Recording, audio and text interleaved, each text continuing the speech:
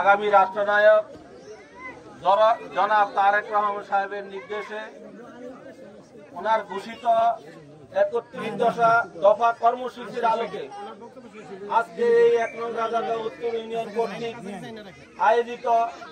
বাংলাদেশ জাতীয়তাবাদী দল বিএনপি অঙ্গ সংগঠনের নেতৃবৃন্দ এবং বাংলাদেশ জাতীয়তাবাদী দল হাজীগঞ্জ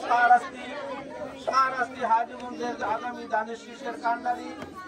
আপনার আমার সুপরিচিত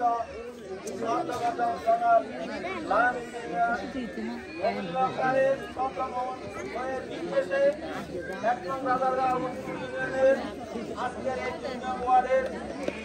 আমার প্রান্তীয় এবং সপ্তাহবাজার মহিলা সমাবেশের সম্মানিত সভাপতি আজকের এই ২ নং ওয়ার্ডের মহিলা সমাবেশে উপস্থিত আছেন বাংলাদেশ জাতীয়তাবাদী দলের ১ নং রাজারগাঁও উত্তর ইউনিয়নের বসেন প্রোগ্রাম শেষ তো